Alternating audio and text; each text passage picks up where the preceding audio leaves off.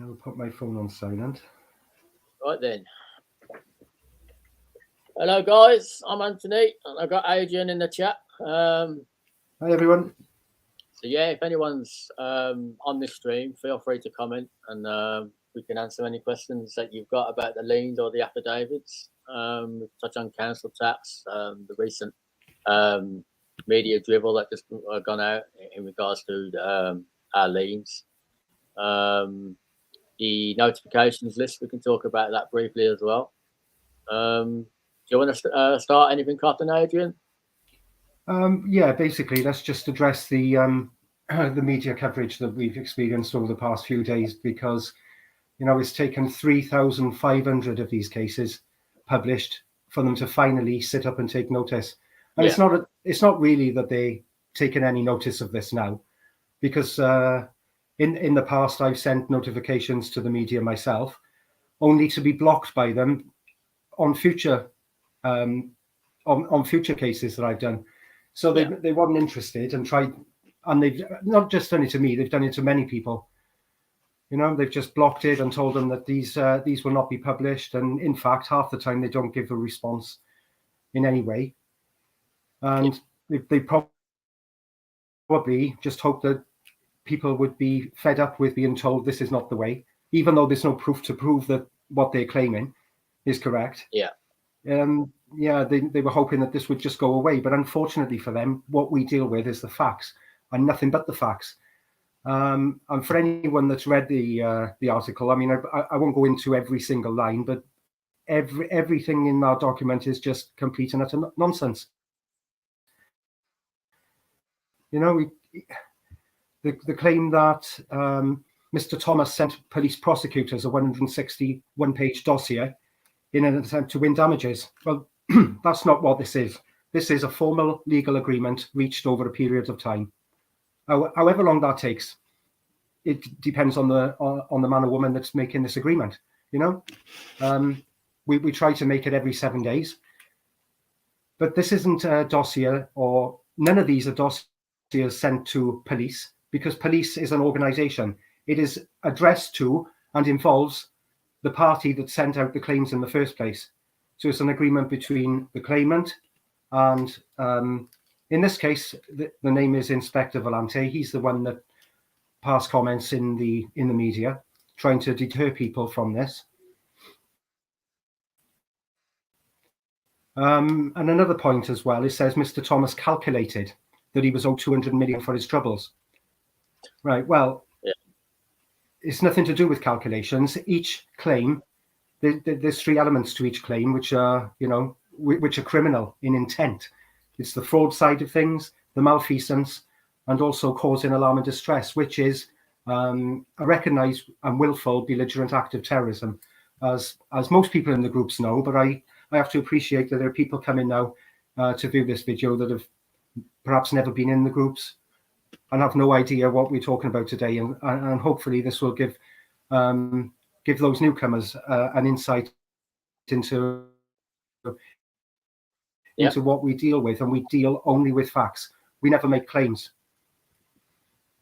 But the article that's online is saying that he remains defiant, that he has done nothing wrong, and he hasn't done anything wrong. You can only do something wrong if you fail to do something in an agreement, a valid legal agreement. And there are many different legal agreements out there. Contract of employment. So if you fail to do something at work, there will be a forfeit. You won't get paid. You may be sent home. You lose holidays. All things like that. That is something which you have forensic material evidence of and full knowledge and understanding. You signed it. You entered into it knowingly. So that's a legal agreement. But there is no legal agreement in evidence with a single one of the 68 million people in this country, with HM Parliaments and Governments PLC, or with anybody in the world, with any of the corporations masquerading as a government in their respective countries. Yeah. I mean, it boils your blood when you read it, really, because nothing in there makes any sense to any of us that's been dealing with this for quite a number of years. And Warwickshire Police, I've dealt with myself personally in the past, where Inspector Valente was the one that has passed comment in the press here this time, but I dealt with his line manager, Chief Inspector Faz Chishti. That was in July of 2020, and I certainly didn't fund them by complying with any demand for payment. And I'm still here.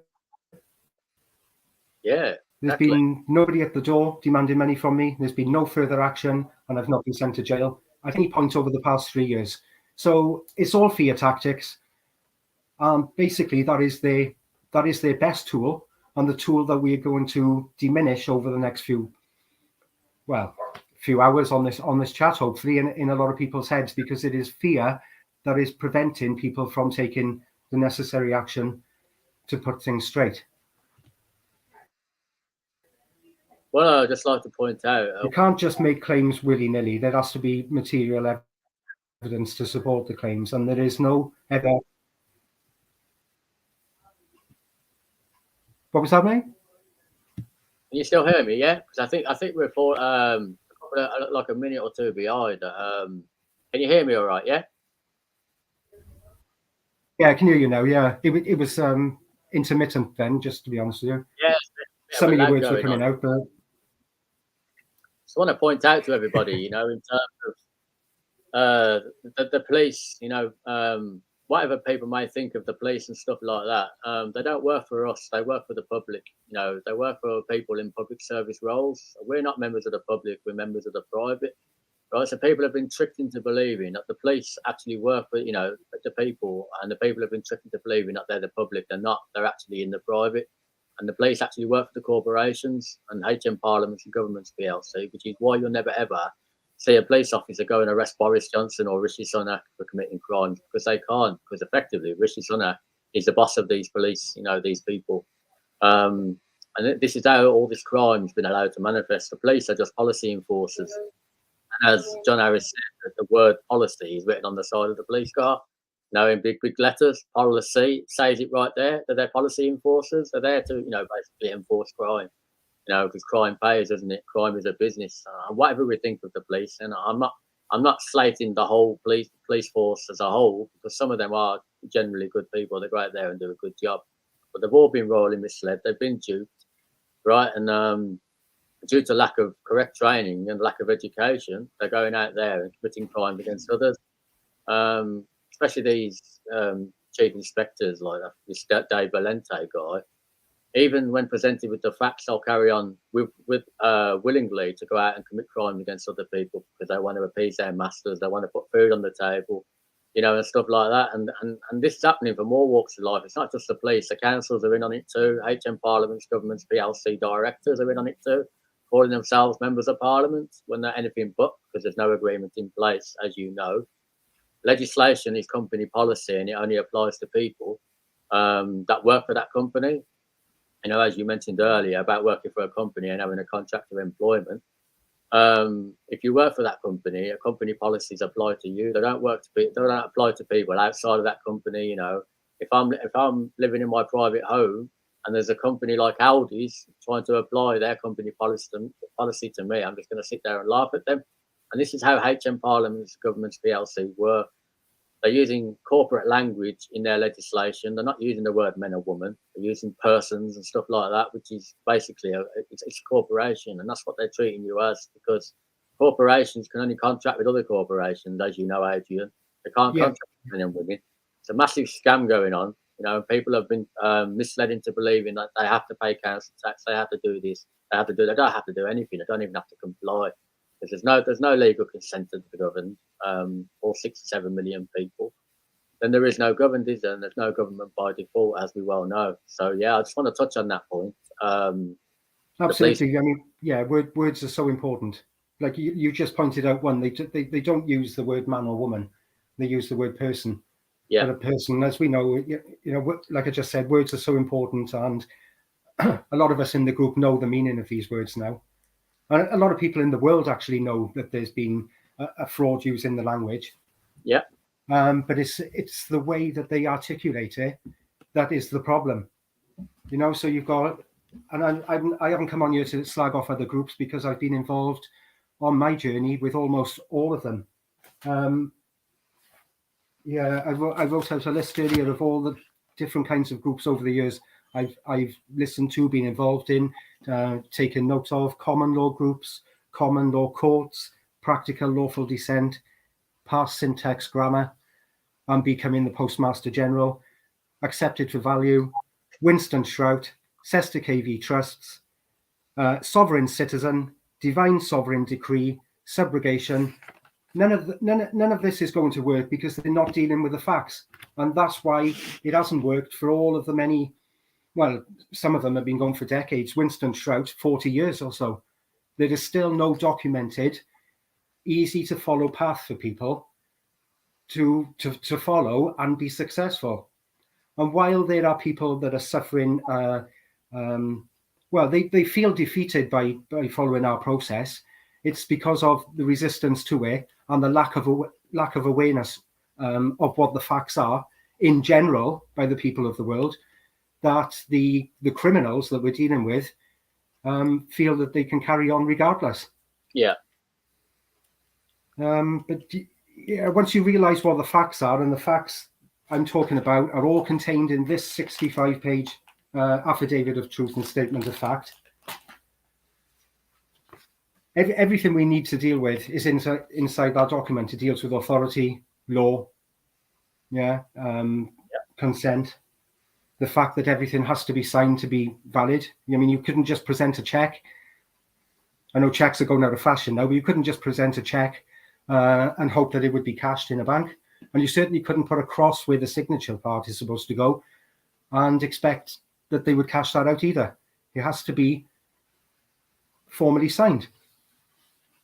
And so does every document that comes out of any company in this country. That's part of their rules, and we are just bringing forward and making the people aware of what the rules are that they've created themselves that they don't follow anymore. You know, and this is why accepted for value doesn't work, because there is always somebody where the rules are not going to apply. A company director creates the company policy. He's the director of the company. There is nobody above him in the company. Who is going to enforce the company policy on the director? Yeah. I mean, a good director would lead by example. You know, I've been in management and I've left management in retail now because of the fraud that I found that I was myself involved in that I didn't know at the time. But it's only becoming educated and knowing the facts that I realized that I was actually committing the same crimes against my fellow people in this country without even knowing. And yeah, because this is, you know, we're talking less than a decade that this redress has been created by Baron David Ward. And let's remember, he's created nothing new. I've put out many posts in the past repeating what David said. None of this is new. Securitization, he didn't create that. Liens, he didn't create that. Affidavits, he didn't create that. All of this predates David, and he's just meshed all this together in a way where every I is ticked, every T is crossed, and there is no wiggle room for them to get out of. The only time this could be messed up is if people don't listen to us and realize the importance of the words they're using in their documents that they're sending out, because they will look, certainly now more than ever, they will start looking for errors and come down hard and heavy on people. But there's the golden rule: we never make any claims, and that's what's so laughable really about the Daily Mail article and the BBC article. They're making out that the guy that done the case was making claims, and he wasn't making any claims. He was holding the person responsible, the other end, for their claims. Bring forward the evidence, sir. And that process went over 6 weeks. And like I said earlier, we've been doing this now for, well, there was Baron David Ward's 38 liens up until 2020. Since then, everything else has been done by the men and women of this country that have sat up and taken note and noticed the fraud in language, the absence of all the valid legal agreements actually that give authority to these people calling themselves government, and then all the sub offices that are created from that perceived authority, because it is just a perceived authority, a belief, and a belief is just a belief. A belief can be proven wrong, and that belief particularly is proven wrong with the affidavit, as we know. So yeah, I didn't just, and neither did Anthony, and I doubt Stacey Grace Evans did either, Susie Keylock, Andy Milliard, and all the great admins that have joined to help people to realise the truth. They didn't just stumble upon this process and these facts by accident. I've just listed a lot of the groups that I looked into myself over the time that I've been looking for the truth, which started about 2009 with the MP's the MP's expense scandal. That's when I really started to realise something was very fraudulent with our world. And here we are, well, bloody 14 years later. Yeah. And I've been able to turn the tables. Now I've made sure that I have nothing that they can take. You know, I've protected myself in that way, and I would urge other people to do the same until there is this great ground-shaking change that seems to be really slow in happening. I've known you, Anthony, for what, 3 years now? Is it about 2020 you came to the groups? 2020, late 2020, I got in touch with you. I had a chat with Baron David Ward. And as you know, the conversation I had with Baron David Ward, that same week, unfortunately, he lost his life 2-3 days later. But still, it was nice to have a chat with him. And then obviously, I'd done my first lien on Birmingham City Council, which you helped me with. And then it was the prostitute of Samwell Council calling himself a solicitor. That's right to remember very well. Yeah. And I'm what, 20 liens in now. I'm just about to start a lien on SSE Stephen Fitzpatrick. You reckon I owe him $4,000 or something for something he doesn't supply? You know, if people knew the depth of the scam, you know, how badly they're being screwed for something that they don't actually get anyway from these claimants. You know what I'm saying? Absolutely. It's because everything is upside down. Yeah. Everything, and having to explain all that to people, as well as the redress, whilst concentrating on making sure that their documents can, contain no reverse claims that can come back and bite their ass. Yeah, is just phenomenally hard for all of us, and why it's taken such an amount of time to get through. But what's happened has happened. I've done liens against people in the past that have, well, actually, there's just one guy that decided that he would keep coming back for more. And that was Jason Lewis, who's, for all intents and purposes, he calls himself a court clerk. But his real job title is Head of Legal Operations for a company called Legal Operations Wales. And there's all different divisions of legal operations: Legal Operations Midlands, Legal Operations Southwest, Legal Operations Northwest. It's all one big company with subdivisions, a bit like a court, a bit like HMCTS. Then it's got the main office in London, and then it's got court rooms throughout the country. Yeah, so it's the same thing. It's all one big company. And well, one of the claims made in his letter was Head of Legal Operations Wales. That's a claim. But there was no quantification as to what a head of legal operations is. So one of the things that he had to bring forward to me was evidence that there is, by some means, a valid and legal head of operations for HMCTS. Well, they can't possibly be, because as you get to realise the facts, guys, there's no consent of the government to give the government authority. So anything created by the government, which would be all of these subdivisions, they rely on the same authority. Yeah, the consent of the people. Yeah. And they can try to ridicule us and say, oh, well, that's medieval ways of thinking. No, consent is still required in more ways than one today.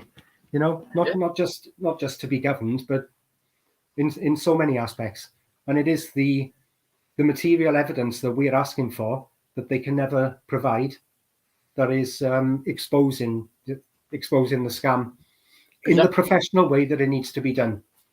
And I've made this point before, Adrian. If you got a solicitor or a self-proclaimed lawyer in the room with you and ask them what legal means, they wouldn't be able to tell you. No. They wouldn't be able to tell you what legal actually means. They'll come out with a bit of waffle, and try to spin your head and talk a load of nonsense, but they wouldn't actually be able to explain what the word legal actually means. No. But they've been wholly misled as well and duped. They need to get their money back on their educational costs because they're just a bunch of idiots, dressing up in wigs and robes and all that. They're just pirates. They're just pirates, And, oh, absolutely. And they all seem to have this God Almighty untouchable ego about them. Yeah. All of them, that they've gone through the PhD or the degree, and they feel that entitles them to come out with their beliefs, basically. Yeah. So all they've learned is beliefs. Belief that the people have consented. Well, no. The proof is the absence of those 68 million agreements in this country. The absence of those is the evidence that it's all just made up as you go along. Yeah, as we well know. Let's go to this question here, Adrian. Can you read that? Can you see that? If we're not obligated to follow the acts and laws, if the politicians or government also say we're not obligated to answer under your affidavit. I can see what you mean there, but the acts and statutes, right, have not been formally agreed to, have they? With our affidavit and with our paperwork, there is full disclosure from the beginning. This is what we mean by it's a legal agreement. It's not just a one document that you send and hope for the best. It's an honourable process. It's a peaceful process. There's candor involved. Full disclosure. There's no deception or coercion. It is as straightforward and as honest from the first letter to the last. And they have more than one opportunity to bring forward the evidence. Yeah, they have 3 opportunities to bring forward the evidence before the redress is even suggested. Now, we don't have our own prisons. We don't have our own jail cells to lock them in. So we can only do what we can do. But what we can do is sufficient, because Baron David Ward made sure of that.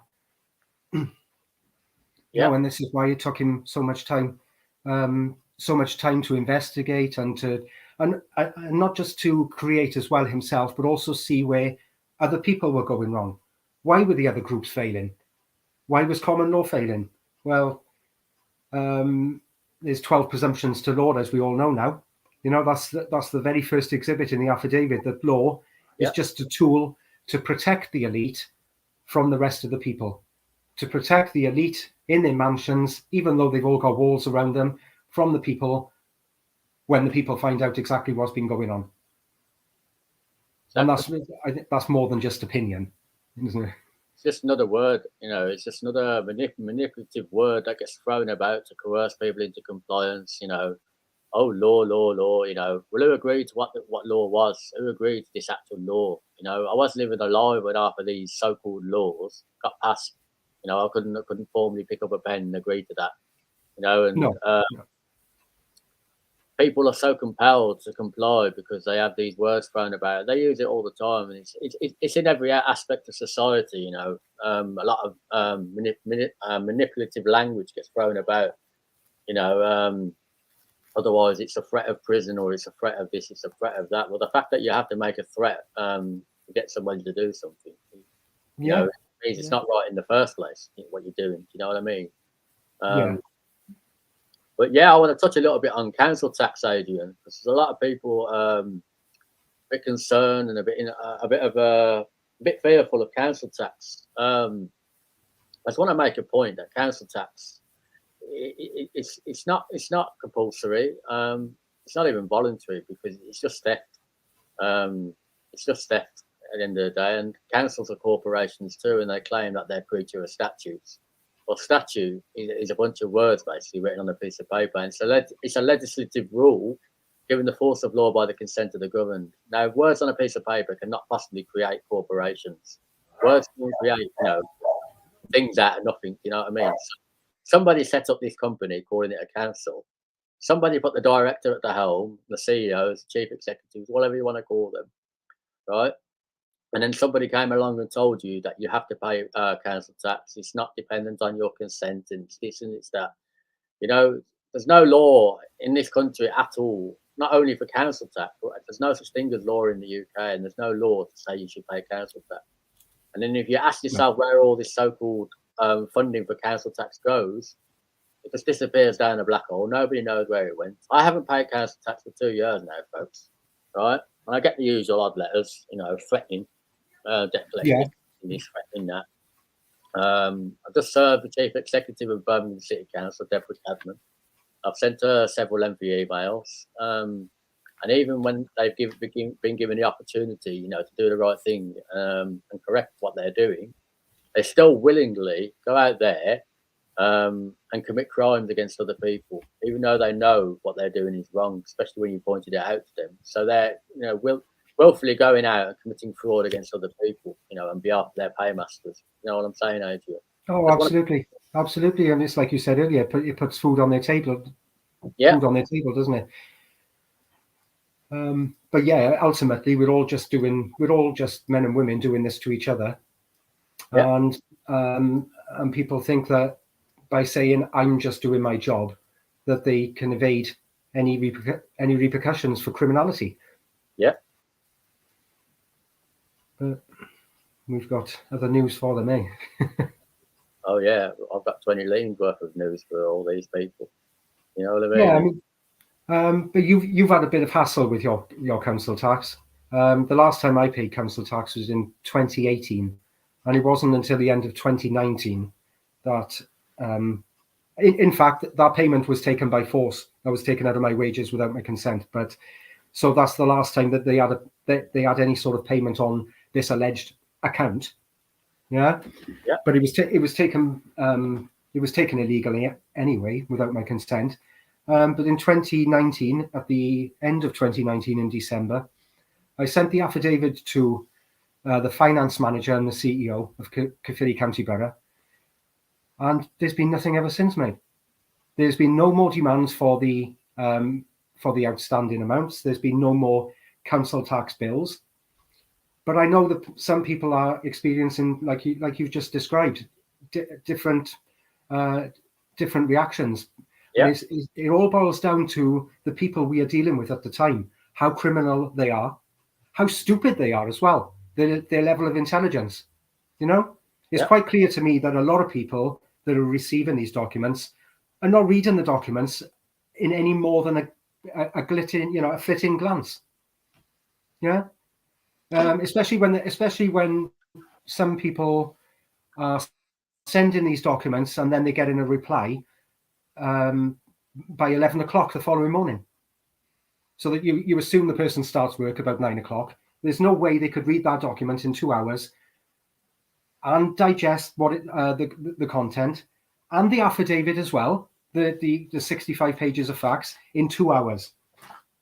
Yeah. Nobody is that clever. That's correct. So it's knee-jerk reactions coming straight out of the office where I think they've got templates now going through HM Parliaments and Governments PLC in their different sub-offices. Yeah, templates are created to deal with people because just like the article in the paper says, reference to sovereign citizen. We've made no such claims and we're not part of that movement whatsoever. And common law was mentioned as well. We haven't mentioned law. In fact, we've brought forward the evidence that law is a presumption, and a presumption is nothing more than a belief that can be challenged by defeated by a single challenge. Yeah. A fact cannot be defeated, and they're not challenging the facts. All they are attempting to do is to ridicule by bringing quotes and claims that we haven't made into the equation. Yeah, exactly. I mean, all they've really got is you have no legal basis, blah blah blah. They're just reading from a script. They all say the same thing. Well, if I've got no legal basis and you've got no legal basis for doing what you're doing because there's no agreement in place between me and you, so then you're basically saying you've got no legal basis as well. That in the same breath.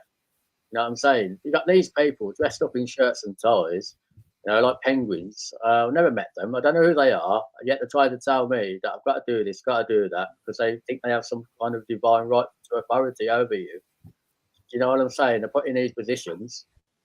But You've got when no did I, camera on that. you know, Thanks, man.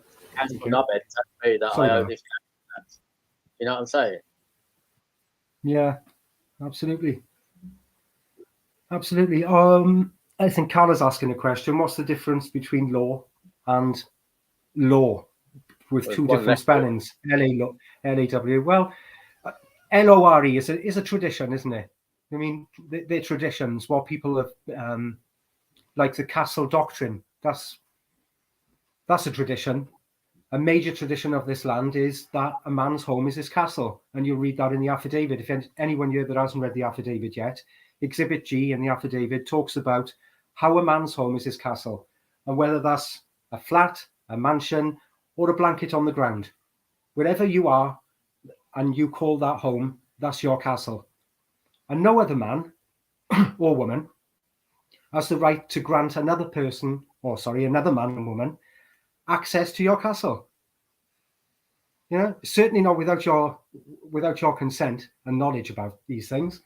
Yeah. So everything that's happening is criminal, made to look like it's all legal. But the other law, LAW, as we know, is just a belief. Yeah. I mean, I suppose the highest form of law in this world that's ever been known, it comes from canon law. And that's where the 12 presumptions of law is explained to people. Yeah, and that's why it made probably position A in the affidavit.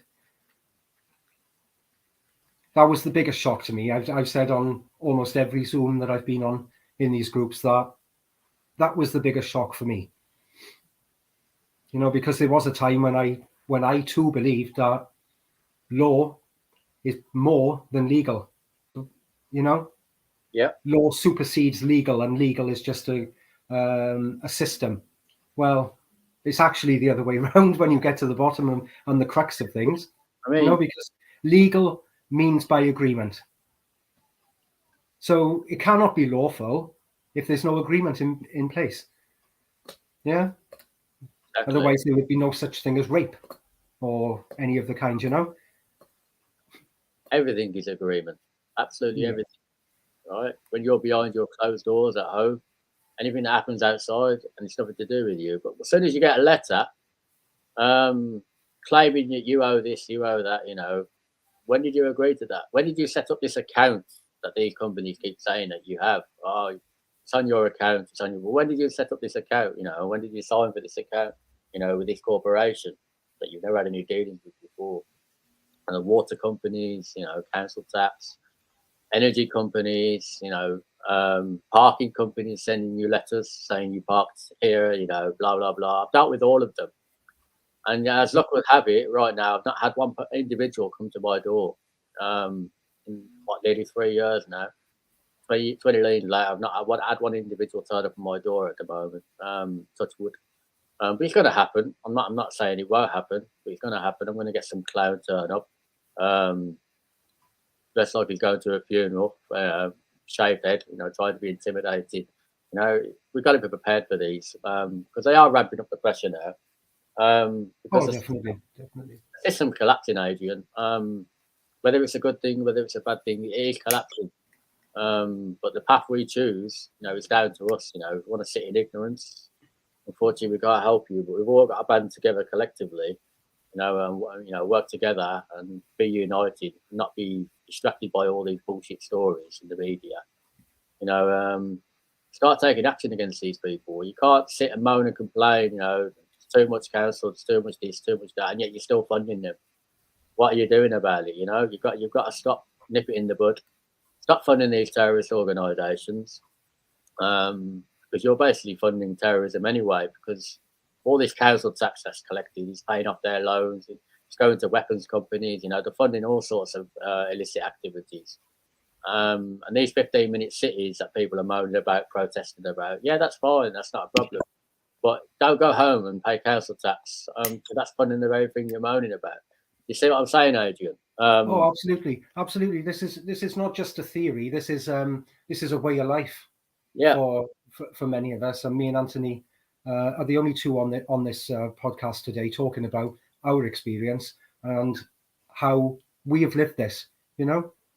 I see absolutely no point in sending out documents to be then given a reply by someone where it fills you back with fear, and then you continue to carry on doing what you was doing before. Yeah. And that's the problem we've come up against. People are finding our groups when they're on the very verge of desperation, really, and they think, okay, I'll just send this letter, I'll do what they're doing, without having all the knowledge that we've got in our heads and the experience. They think that they can just send that document and it'll be gone, but that's not going to stop criminals. Yeah. It's like asking the gang of or the leader of the cartel, could you stop one of your boys doing this to me? He's just going to laugh in your face and chop off your hand, isn't he? I mean, we never ever said that our groups are a quick fix. We've never said stop paying bills or whatever you want to call them. But they're not going to come out with white flags and say, yeah, you got me, fair enough, here's a refund, blah, blah. That's not going to happen. This is a criminal organisation that's been going on for hundreds of years, not just going to wave the white flag and give it up, basically. It's going to take a lot more than just one lane, unfortunately. Criminals don't stop being criminals. That's why they're criminals. Either you can be with them, keep funding them, or you can start doing something about it and taking actual action, I see all these groups doing this, doing that. Fair enough. That they want to do that. That's fine. I'm not here to slag other groups off. If it's not putting finances in the pocket of these criminal organisations, which are just set up to cause poverty, and all manner of crime being committed against you, basically, and it's just causing homelessness and poverty. They want all your wealth off you. They're shifting all the wealth from the bottom to the top. Putting all these prices up on everything, they've got no authority to do anyway. It's just greed and corruption. And if people haven't figured that out by now, then they haven't been paying attention, unfortunately. That HM Parliament's government's PLC, it's a state is a company, and it's got no obligations to anyone but itself. And if you haven't looked at the last 3 years, especially 2020, when they brought this pandemic along, when they got the audacity to throw everything at us all at once, in this psychological operation, it was a stepping stone to the next step that they were going to take, people walked right into it, unfortunately. But good thing is now a lot of people are waking up, not only with the pandemic, but the toxic cocktails that came along with it. I'm not going to get in too much about that, but, you're funding your own demise, basically. Just cut off the head of the snake. Stop funding them. They're corporations. Absolutely. Corporations exist purely on profit, don't they? Without profit, they're going to collapse. And that's up to us to take the action and do something about it collectively. So yeah, I just want to make that point. Yeah. Oh, that's right. I mean, like Tesco's and all the big companies, they'll say this is your store, you're our customer, this is your store. But as soon as the pandemic hit, it suddenly became their stores, and you wasn't allowed in unless you complied with wearing a mask and standing so many feet behind each other. It was just nonsense. So this is a massive wake up call for the people, because these self-elected and self-elected people that are claiming that they have authority managed to make prisoners of an entire world. Yeah. Okay. You was allowed to stay in your homes. Yeah, but you were still a prisoner. You wasn't allowed to fly. In fact, the planes came to a crashing halt, didn't they? Yeah. You wasn't allowed to travel. You wasn't allowed to be outside after a certain time. Absolutely ridiculous. But all all things done to wake you up is what I believe is happening there. Yeah, I totally agree with you. I mean, you've got all this theatre that Ukraine and Russia, all these companies. What countries are they? Companies all at war with each other, and yet somehow all 209 countries in 2020 managed, in lockstep with each other, to lock down the world, all following the same steps as each other. And yet you're supposedly independent from each other, and you're at war with each other. But you was all working together in 2020, to treat people like prisoners, and commit terrorism against them and stuff like that. Do you know what I mean? And HM Parliament's government's PLC's head office to 174 countries in the world. So nothing happens in those countries without the say-so of head office, which operates right out of London. Do you know what I mean, Adrian? Yeah, absolutely. Yeah. Westminster is the sovereign state, and sovereign, I think I said earlier, sovereign means singular in the office, like a king or a queen. So we sovereign citizen is an oxymoron, because sovereign means singular, and citizens, well, allegedly there's 68 million of those here, so there can't be 68 million singular in the office, can they? You know what I mean? But yeah, the HM Parliament in Westminster is the sovereign state, which means it's the head office of the larger company. Places like France, China, Russia, America, they're all on the UK asset list. Yeah. And the word there to note is asset. Yeah. They've moved it from the link to that information was on publishing assets UK, but they changed the link because we were making a lot of noise about that. Yeah. But they still have to make it available. But they just hide things like they do with legal definitions of words. They have to make them available to people, but they hide them in law dictionaries. Nobody buys law dictionaries. You buy an Oxford dictionary, you buy a Collins dictionary. Nobody buys, a legalese dictionary unless they're involved in committing fraud, basically. Yeah, exactly. Yeah. Or are on the the tails of the people committing the fraud. So yeah, Westminster is controlling 174 corporations, and they're all assets of Westminster, of HM Parliaments and governments. So the need for any wars out there, well, it's just an excuse to kill people, to satisfy their sadistic pleasure, to reduce the population and overheads for the company. Because Anthony said just now, it's an all-for-profit company. Yeah, and that's all it's about, is the profit. But it's not just educating each and every one of us, it's also educating the people that's involved in this crime as well. Because the MPs, they're nobody special. They're just men and women like us. Yeah. Probably entered into the field of politics to try to do good for people. But then what we've got left with now is 650 bad ones. Yeah, the good ones have been forced out, as they always do. Enoch Powell and others, they're forced out of politics by the crooked. Yeah. Well, the progress we were going to talk about today. So there's 3,500 liens. There was 657 MPs when we started this. Now there are 650. So 7 have run for the hills and they've not been replaced. So there's another indication that the company is shutting down. Another one resigned yesterday or today, didn't they? Good grief, yeah. I think that was the one that was caught sniffing the devil's dandruff in Westminster on national television. Oh, wow. Come out and she's resigned, making excuses that it's a toxic environment. Well, we know it's a toxic environment. That's the excuse. But she was caught sniffing cocaine during a live debate or something. People called her out on it. But she resigned yesterday. I can't remember her name now. But another one's Nadine Dorries as well, is it? She's Nadine, yeah. Wow. Doug Johnson's counterpart. Yeah, so they're all dropping like flies, mate. It's only a matter of time.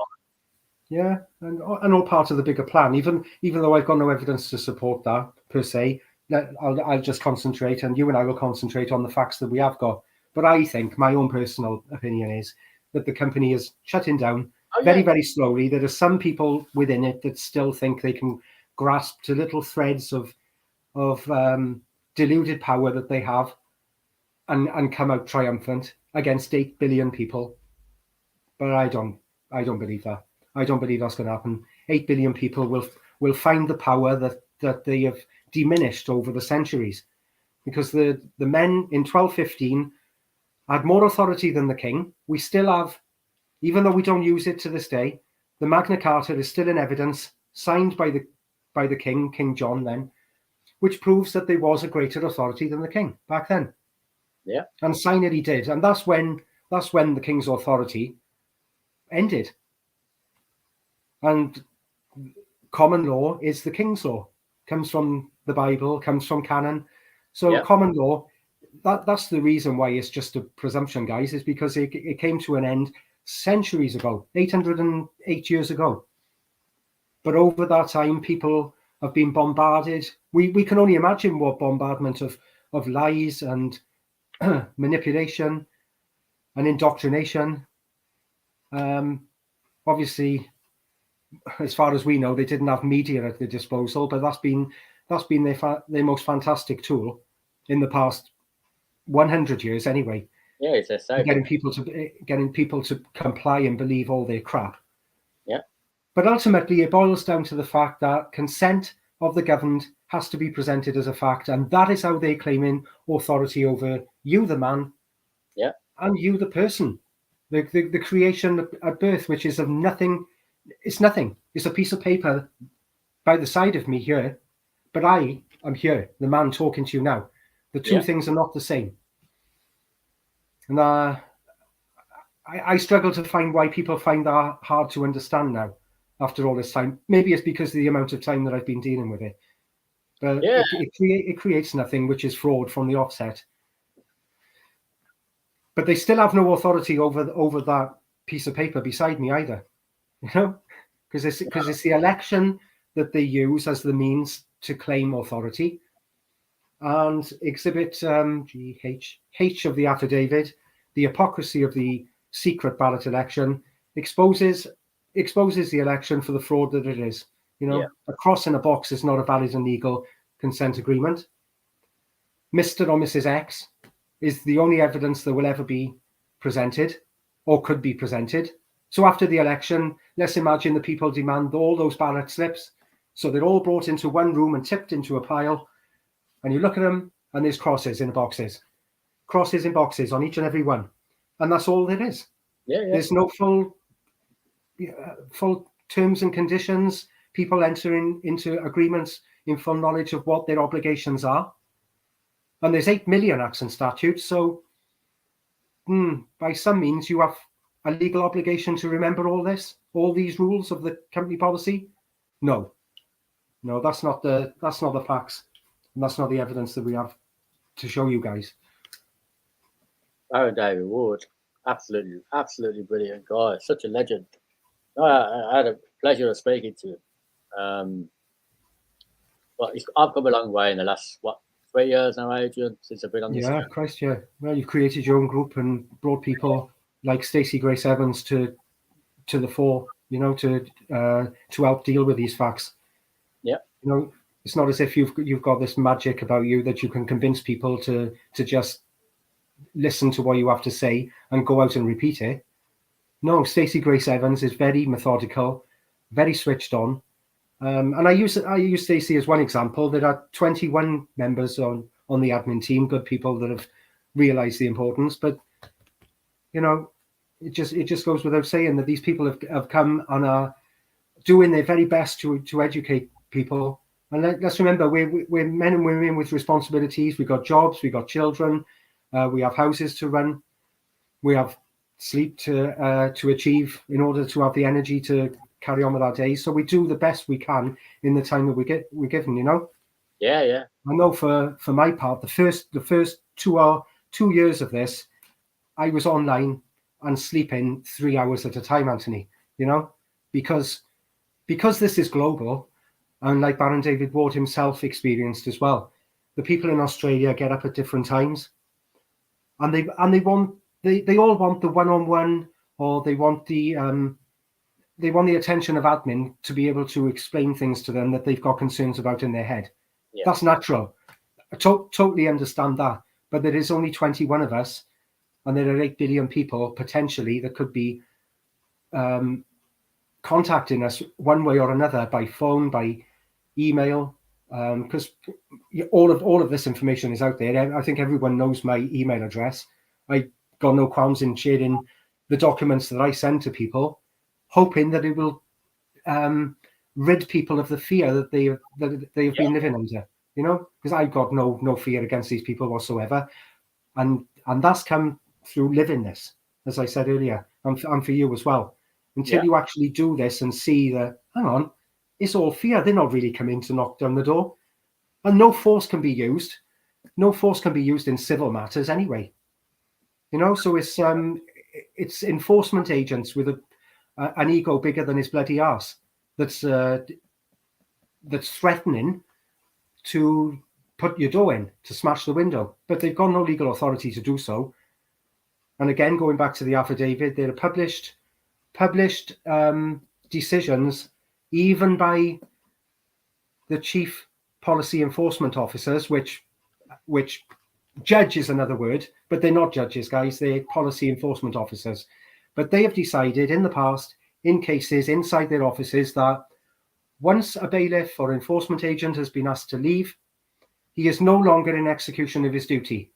So that means he is no longer covered by insurance. He is no longer covered by the rules of the company. No, it's anything goes. Yeah, anything goes. And if you come into my property, into my house uninvited, you're likely to get something heavy across the head. Yeah, and that's explained to him professionally in the affidavit, in the exhibit there. That's what doctor. That's your saving grace, really, for protecting your home. Yeah. There's not many questions coming through, is there? Or am I looking at the wrong ones? See, I'm watching on StreamYard, so maybe I should be on YouTube. Yeah, people should stop using so-called money, paper or digital in order to make system collapse. We are using money, which is not money, which is the main problem.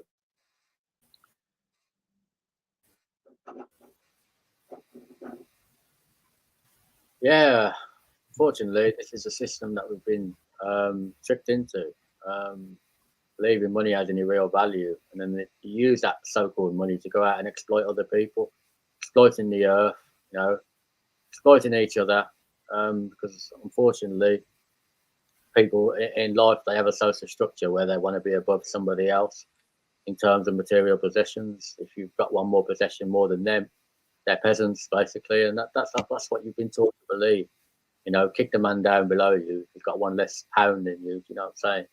Money, it is the root of all evil. Do need to get rid of this system. It's got no value. It's not backed by nothing. It doesn't even actually exist.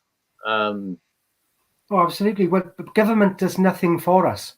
People just believe that the government do things for us, but the nurses are men and women that live in your street, perhaps, or don't, in the same village.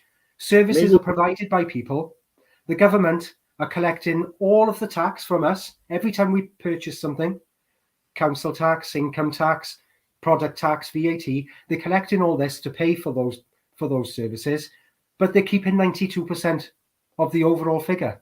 Yeah, exactly. And they're not doing any of the manual labour. They're not doing any of the work. They're not inputting in any way, shape, or form. And a good example to prove that is they have a 6-week shutdown, don't they, in the summer holidays? Yeah. They go on holiday, absolutely. And they leave Westminster. They go off on their jollies, and the trains still run, the buses still run, the lorries still run, because we're all Chuckatarians, aren't we? You know. Yeah, and that's the same. That's the same before any election and every election there's ever been. 6 weeks, I think it is, or 5 weeks maybe. Parliament is what they call prorogued. So after that, the MPs are allowed access to Parliament to go and empty their drawers and collect papers. But after the 48 hours, nobody's allowed in the building. There is no government. Not that there was a government anyway, for reasons that we've discussed here. But these words, there's no avoiding using these words. So there is no government 6 weeks before the election. Everything still works. All the traffic lights are working out there. Yeah. All the nurses and hospitals are still working, and people are getting operated on. And there's also other departments that are still working. They shouldn't be working. Like HMCTS have no legal authority to be operating during the prorogation of Parliament because there is no government. But they carry on regardless because you are clueless to it. Yeah. Or maybe clueless to it. You could be sat there knowing as much as me now. But there's other people here that are completely baffled and bewildered and amused by the revelations that's coming forward from the group, from this podcast today. Yeah. But everything takes over without government, guys, and we would be better off to the tune of 92%.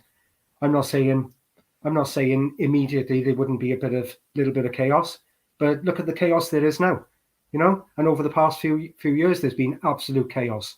But you've accepted it, being locked down in your home, being told what allowed to wear over your face, that you must wear something over your face. All the things that I said earlier, that's chaos to me. Yeah. Because I feel like sometimes, especially in the past 3 years, I'm living in two separate worlds. Yeah.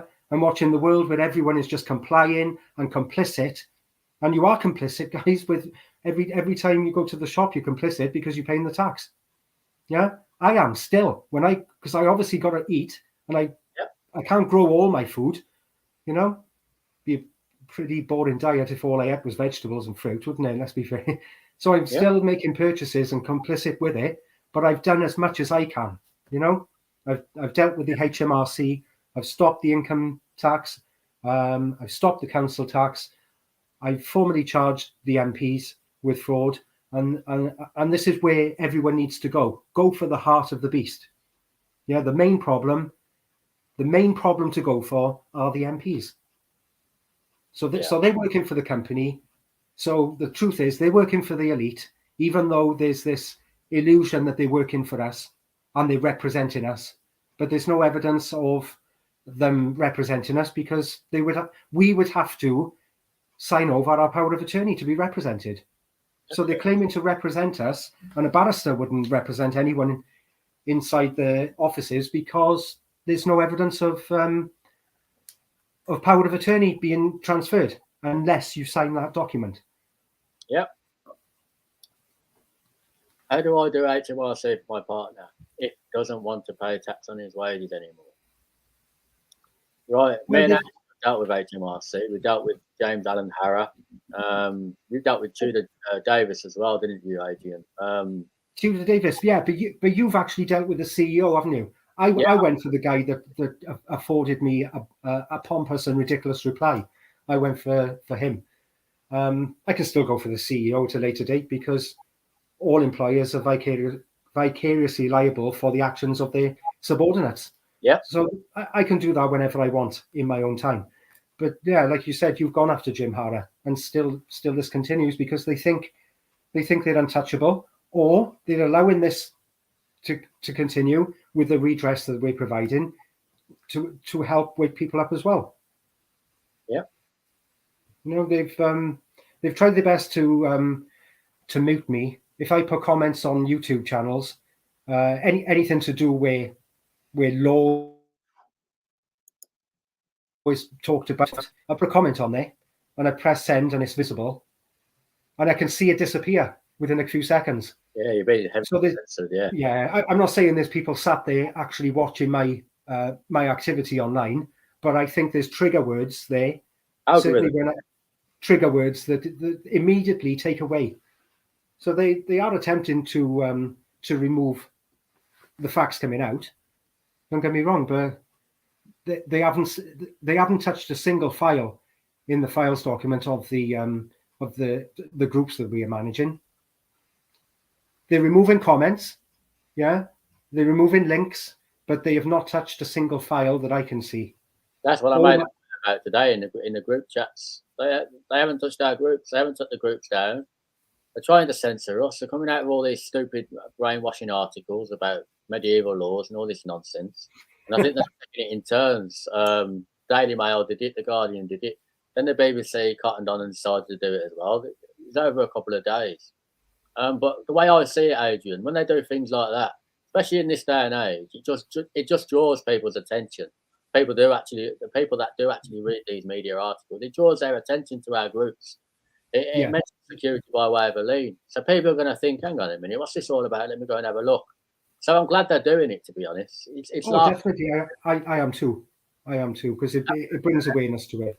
and they don't even, there's not one shred of truth in any of these articles talking about common law. Then they're throwing in the COVID-19 debacle. And nobody's mentioned COVID-19 in our groups. We don't need to. We all know what it's about, but it's separate from our groups. But they're throwing in all these little things, and they're talking about conspiracy theories and all this, which is what the media do every day, spreading conspiracy theories. So yeah, I'm kind of glad that they're doing this, because it's just drawing attention to us. So we'll just get more people on board with the facts. Because once we remove the media, that's it. The government's done anyway. Because the media is a safety net, with the brainwashing. Once the media is removed, their safety net, they've got nothing. Throw all your TVs out the window, all 67 million people, Stop playing with this nonsense. And we're living in a time now where all these new generations, the newer generations, are hooked on technology. They're not interested in media and stuff. So media is dying anyway. It's gonna come to an end at some point, because they're getting less and less viewers. I mean, and people are believing their bull crap a lot less as well. Do you know what I'm saying? So it's to end.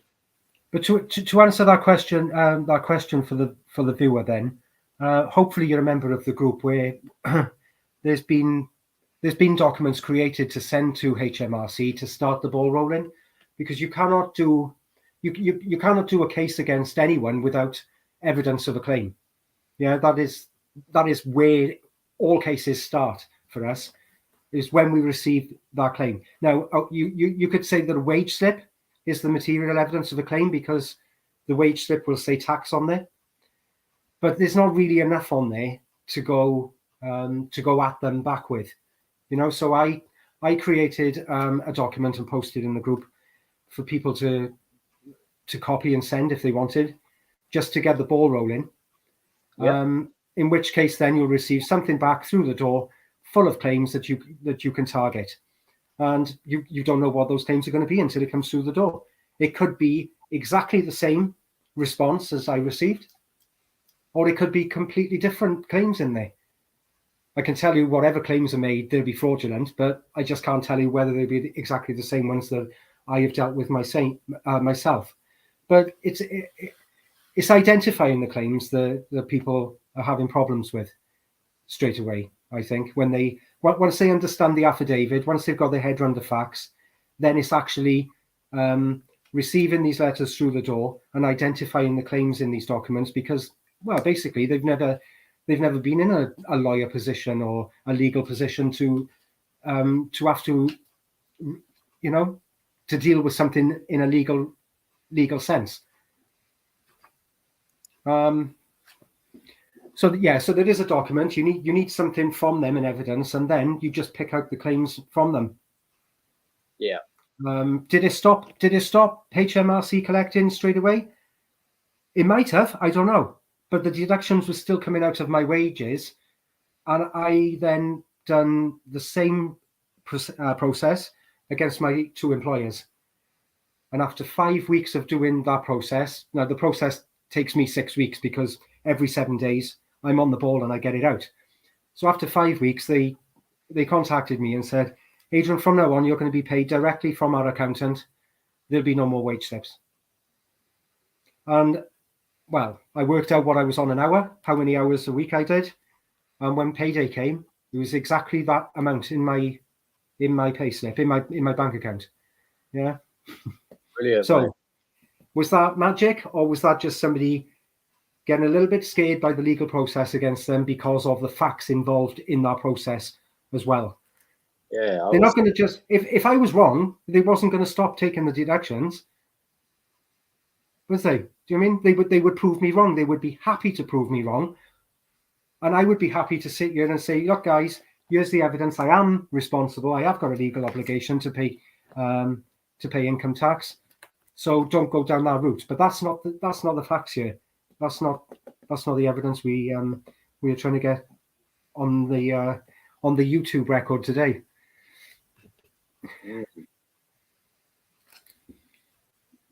Where do I find that, and in which group, Adrian? Then I can start the ball rolling. Right, In all so of them, yeah. in all of them, yeah. I usually post it to all of them. It may not be in the Australian group, but there's Security by Way of a Lien group, which was Baron David Ward's group that he started back in the day.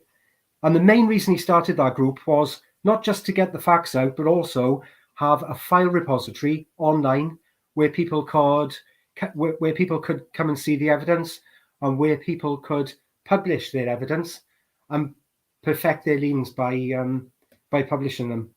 Because a lien is not perfected until it's published. But let's not jump ahead. Yeah, there's certain things you need to understand before we start talking about perfecting the document.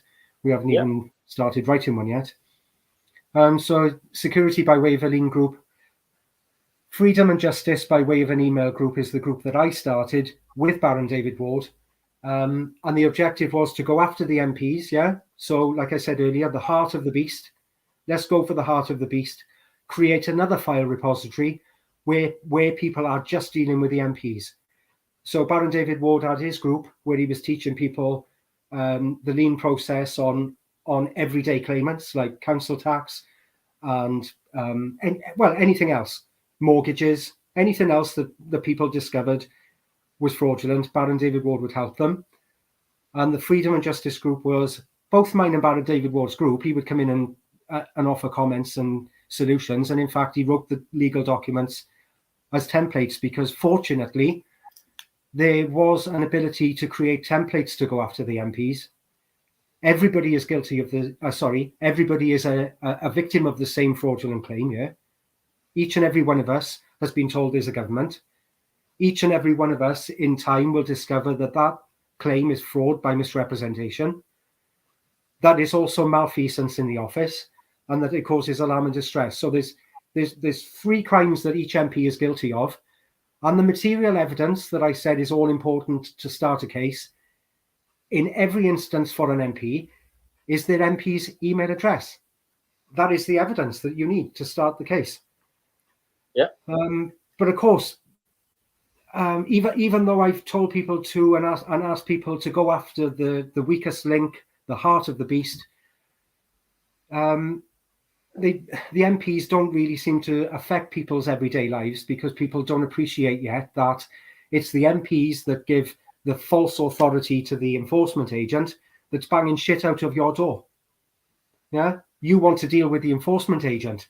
Well, I say deal with the MPs first, because once you deal with those, then the enforcement agent, and not just that enforcement agent, but every enforcement agent in the company will lose this deluded belief of authority and right to come into your property or to come to your house. I mean, we can go into the words. They're not even coming to your house guy for your property. They come in to remove goods, yeah, from your premises. Now, goods belong to a business and premises belong to a business as well. When you pick up the legal, lawful dictionaries that they've got out there where they've hidden the meaning of these words. Yeah, the word premises, it's actually on the not government so website, and they're telling you what a premises actually is. So they don't hide these things. They're treating you, once again, they're treating you in commerce, they're treating you as a corporation, turning your private home into a premises and saying you've got goods. Unless you've got a market stall in your living room and you're selling stuff through the window, and you've got no goods in your property. Your property is not a premises. And these words have all been manipulated. The English language is a corporate language. It's an actual corporate language, and every turn, the words have been manipulated. And typically in the Black Laws Dictionary, which Mr. Black's has no legal authority to manipulate the words anyway. So no, that's right. Mr. Black didn't. That's right. And even this language we're using to converse today, English, is the most bastardized language in the world. Yeah, and it only came about because they couldn't interfere with the Latin enough to be able to get away with what they've gotten away with. Yeah. So just take on board, folks, the language they're using as well in the correspondence they send to you. And it's been done across all spectrums, the energy companies, councils, all these companies are actually using corporate language, tricking and deceiving you into believing you're a person, you've got goods, and you live at a premises. All this language. But as we know, their claims are fraudulent anyway. They're not even signed. Letters don't write themselves and walk off down to the post box. Somebody sent the letter. Well, who's the author of that document? The Companies Act 2006, Section 44 specifies our document is validly executed. If it's not signed, then everything in that document is legally unenforceable. So you don't have to comply or listen to anything they've got to say, and that's when you start legal proceedings against these people, because they know exactly what they're doing. They all know what they're doing, but of course they're hiding behind titles, CEOs and directors and stuff. That's why we're holding these people to account personally, and lose the fear, guys. Adrian's done it 180 times. How many leaves have you done, Adrian? Yeah, it's just 181. 181. Yeah. And you know what, guys? I've had one correspondence through my door in the past 13 months. 13 months. I've just had one letter. That's brilliant, man. Crazy. So yeah. I mean, I got no reason to lie about that, But besides that, all of the cases that I've done are published in the files section of all the groups. Yeah. Me and Anthony were saying that we're quite apprehensive about doing these podcasts because we have got no interest in being famous. We're not doing this for fame. We don't particularly want to be out there with our faces online, but it's important that people know what's going on, what is happening to them. And that is the reason why I'm doing it. There are people out there that claim to be helping other people, that are also calling themselves public figures, for Christ's sake. So full of self-importance, it's unbelievable. We're all born equal. We're all men and women, all on the same level. Yeah, nobody's above anybody. Charlie boy shits down the pan the same as everybody else. Yeah. Emperor Charles. And we're just doing this to help you realize what the fraud is and how to get out of it. The redress has been paid for us by a man that's unfortunately left this world now. And it has to be noted that he made a lot of sacrifices in order to make this redress possible. And the guy was so intelligent that he could see what was coming for this world a decade before any of us, at least a decade before us. Yeah. And accepted that that's the way the world is going to go unless somebody puts a stop to it. So he sacrificed his £130,000 house, and he also had to sacrifice his marriage, even though that was a temporary thing for Baron. Yeah, he always expected to make up to his wife once world peace then had been achieved, and people were put into the loop about what's going on and what's happening to them. But it was all about preventing this happening to anybody else. Yeah, his house wasn't the first house that's ever been stolen by the bastards, and it certainly hasn't been the last. But there doesn't need to be another one tomorrow. That's for sure. It's only for the want of trying and the fact that we are limited in our ability to get our voices heard. Yeah, we haven't got a radio station, and if we attempt to go on the radio station, they shut us down. Yeah, I've tried to get on Jeremy Vine. They're not interested. They're not interested because they're all just players in this big act. Yeah. And the TV channels, they're not interested either. The media are not interested. And after 3,500 cases, they thought they'd show a little bit of interest, but that was only to ridicule and post even more fraudulent claims online. Yeah. Yeah. So we just have each other. And this is a world movement, worldwide movement now, where not just the MPs in this country, but the MPs in Australia, Portugal, Spain, France. There's many countries, Canada, many countries where people are starting to take notice, but it's just the numbers of us are so small at this time. But it doesn't change the facts. It won't change the facts whether there's one of us, 10 of us, or 10 million of us. the facts will still be the same. Yeah, when somebody said we should stop using money, I think we just need to abolish money. I think it was just a stupid idea from the start, and obviously a tool to enslave others. And money's well, we know it don't exist anyway, but well, absolutely, we're just passing around these notes to each other. Well, any of us can start printing them. You know, there are solutions in the pipeline that I've been following, and solutions that I've tried to seek out myself. Now, I can tell you that these liens have a value to them, right? All by agreement. They are legal documents, so there's nothing illegal about them. And the only reason the bank won't cash them in at the moment is because they also get their authority from the government or the fake government, and they lose their banking license if they start doing, cashing these in. But if we eradicate Westminster, the banks will be falling all over themselves to accept these liens. Yeah. But I've spoken to computer geniuses in India that have told me that we can create our own, but they haven't got the guts, guys, to go up against the BACS and BIC system that we've got now. So ultimately what they're saying is they haven't got the guts because there's so few of us to go up against the Rothschild banking cartel and the 100. I say there's 150,000 people in the elite. Yeah, all different families that breed with each other because they seem to think that they are above everybody else.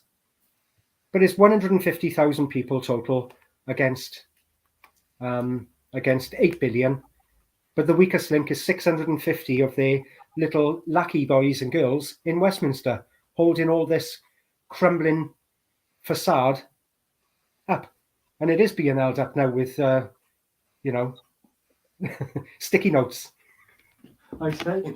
Yeah, exactly. The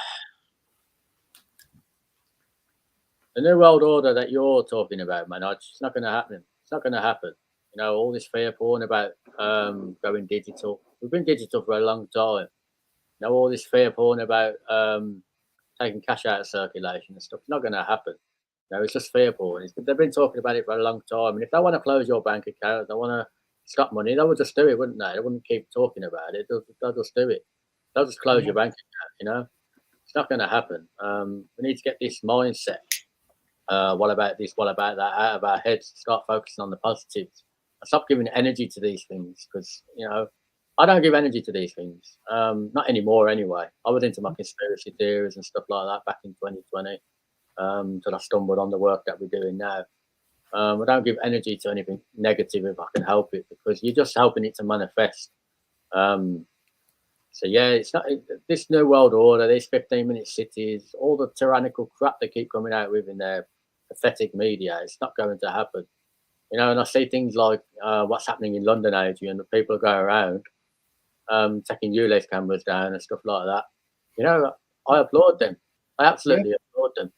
Yeah, absolutely. And any other obstacle that's put in the way to stop us traveling from village to village, city to city, the same thing will happen. Yeah, it will happen. The people will not put up with it. People will deal with things in different ways. I'm just hoping that enough people come to this peaceful solution that it just becomes contagious and everybody starts doing it this way because there is no need for violence. I think some nasty thoughts in my head sometimes towards the MPs. Don't get me wrong, but I would never do anything to harm anyone. And I just hope that everyone can see that this, in time, you'll see that this solution is peaceful, factual, honourable, and the way to go to put an end to it once and for all. Because we don't want either. I don't want this kind of creation again 500 years down the line. I think that people have had enough of being told what to do by other men. Yeah, and it's time that each time a man and woman is born to live, that they actually live and not exist. Yeah, definitely. Good speech, Adrian, man. Can we just touch a little bit on the notifications list? Because I was speaking to a member the other day. He's a bit confused as to why some people are sending eight letters to 8 addresses in the notifications list, where I'm sending 12. I see. Example, Sorry. for example, the Snow Hill Commissioner of Birmingham, and you're living in Ireland, you wouldn't need to be sending the notification address to the Snow Hill Chief Inspector. You'd send it to the Chief Inspector in your area. Yeah, absolutely. Yeah, try to be professional about things. So if you've got an issue in, let's say, the Caerphilly County Borough, where I'm from, Caerphilly County Borough Council, that would be the council that I notify of my liens. Then I would get in touch with the Chief Constable for the Caerphilly County Borough. Well, it's actually Gwent. The Chief Constable that's responsible for Caerphilly would be Gwent. So I would make the Gwent Chief Constable one of the notifications. There's nothing stopping you notifying every single council in the entire country if you want to, but there's absolutely no. I don't see any reason to spend that amount of time really, because honestly, these cases take enough of your time as it is. I spoke to Baron David Ward about notifications and asked him how many, and he said, "Well, how many in a court of when you hold a jury, there's 12. So he said, go for 12.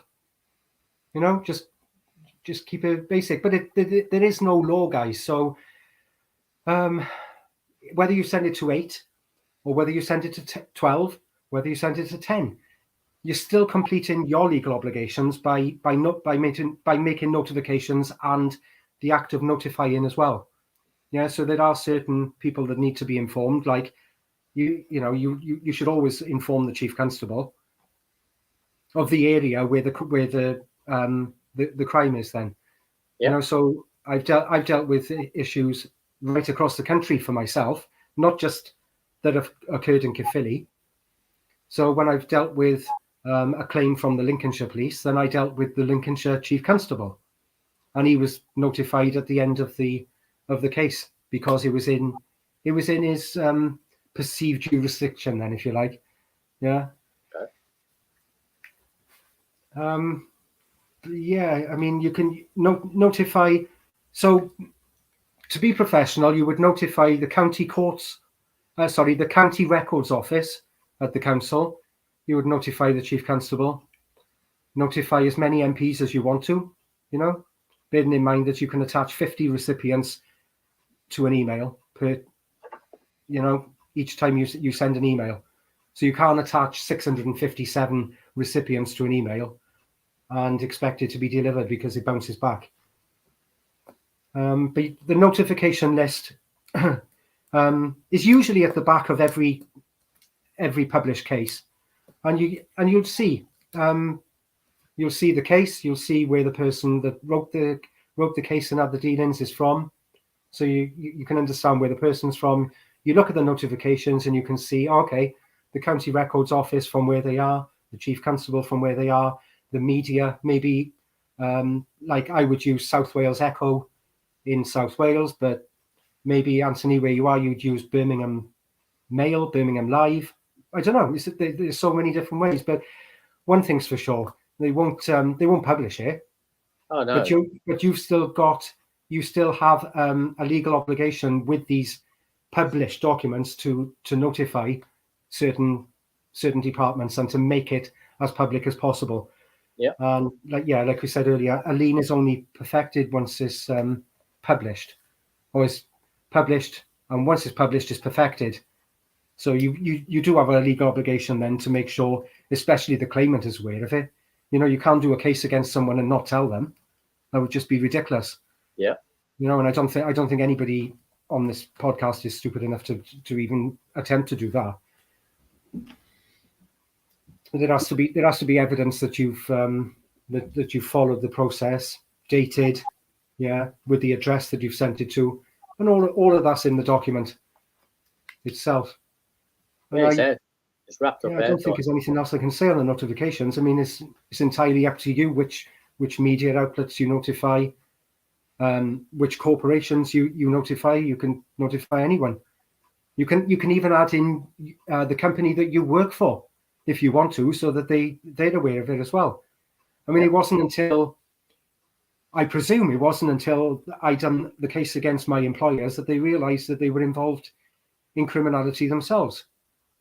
You know, and it's the whole reason I left. Like I said earlier, whole reason I left management, because I was in a £30,000 a year job in management myself, and I didn't just leave that lightly. It would have had to taken some big force to shift me from that, especially as I'd done it for 26 years, guys. Do you know what I mean?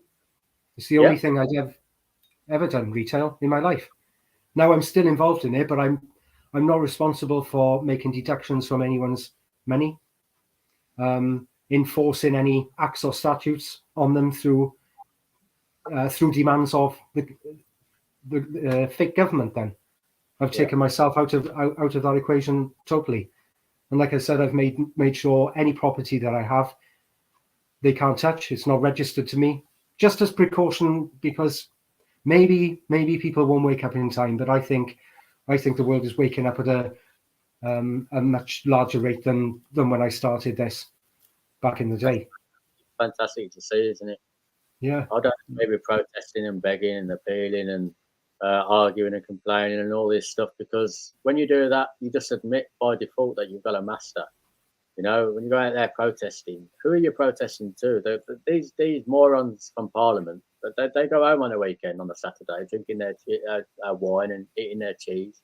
And people are out there waving banners and flags. It makes no difference at all. They're laughing at you. Protesting is begging. And it's pointless. we don't. Children do all of these things, as you know. So go back. Absolutely.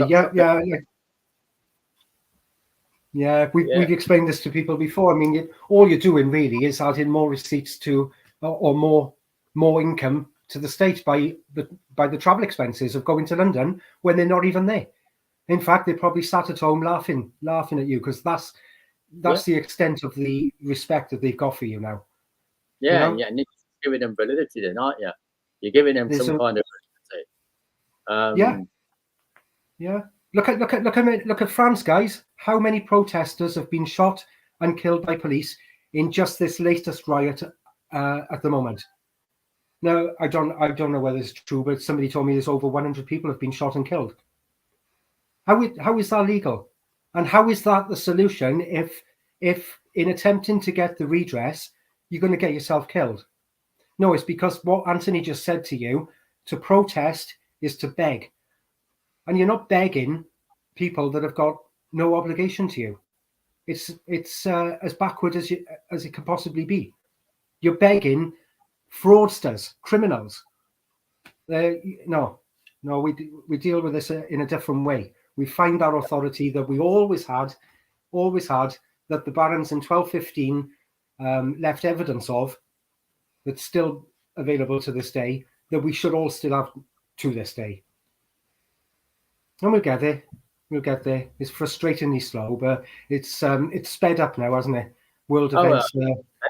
Tenfold, yeah. Seeing a lot of positive stuff. Cameras are coming down, planters are being removed, bollards are being removed, you know, all this kind of stuff. And I'm not advocating for anyone to go out there and cause harm to other people. I'm not saying that at all, right? But when you're going out there protesting, nothing changes, as you well know. We've learned that through history. So the best form of protest is non-protest. You see what I'm saying? I want to stick a camera up. Sorry, Anthony. It has the reverse effect as well, because where people are protesting the authority, then there are more police engaged in to deal with it. So more government is required, more government input. So it's having the reverse effect of what everybody is trying to accomplish. And I've said these protests, okay, I can understand that people like to feel that they're coming together. I get that aspect of it. And of course they do. They meet each other on the day for the first time. And that's great. but it's the overall agenda of the day, isn't it? You're protesting something that doesn't really exist in reality. It's just a figment of the imagination, piece of paper creation, and then men and women jumping around using this creation, claiming authority. Yeah. So no, we don't do any of these things. That's why we're writing the liens, without any threats of injury, harm, or death, basically. We cover every angle in the lien. Silence gives agreement, silence gives consent. We cover it all. And when we do the lien process, it's standardized for a reason, so we don't start using words that we shouldn't be using, like payment and money and stuff like that. It's all been done for us, basically, and it's been given to us for free by Barry and David Wood. And the best way to do it is on paper. The penny is mightier than the sword, formal paper, legal agreements. And if you look in the file sections, in all of our groups, there's hundreds, thousands of legal documents in there, as you can see. And why haven't our groups been taken down? You've got to ask yourself why, because they're legal agreements. And these people in the media, these tosspots, they know that. And the best they can do is put out silly little hit pieces by some knobhead from Warwickshire claiming to be an inspector. Or maybe you should go and inspect the documents, in the file section. Do a bit of reading and learning, Stop absolutely. Fool Definitely. People. Yeah, because at this stage, these documents have been under the microscope by the best of the best judges and barristers on the planet that they've got at their disposal, but at our cost. And if we had screwed up at any point, if Baron David Ward had screwed up at any point, then they would have thrown away the key, locked him up. But this is the solution for them as well, because once they start honouring these liens, then it's the solution for them as well. Because like we said a few times in this podcast, there is no money, and the liens are not money, but we still need to justify the amount, because they're in millions, but it's just confidence and belief, and that's all the fiat currency is. So we have created fiat currency that they can then charge tax on in the future, so everything can continue as it is with the VAT and everything, and the company's getting its income that way, but we've got our way of creating the what was the word I just used? Commercial instruments. Commercial instruments. Brand new legal tender. Absolutely, it's paid in full. It's just the banks are terrified of losing their license, and license is another word that you'll come to realise the true meaning of as well, guys. License is permission to do something that would otherwise be illegal. Committing banking fraud, mortgages. It's all illegal. As there is no money, then casinos and online betting, coral shops, they're all committing fraud, but they have to be licensed to do it. Here's your permission from us, hire criminals to go out there and continue committing criminal actions. Exactly. So that tells you that there was no license required to drive in the first place, because driving could never be illegal. And my license went back bloody ages ago, 20 years ago or more, 25 years maybe, when I discovered what a license was. And well before I knew this. No more questions? Anybody got any more questions?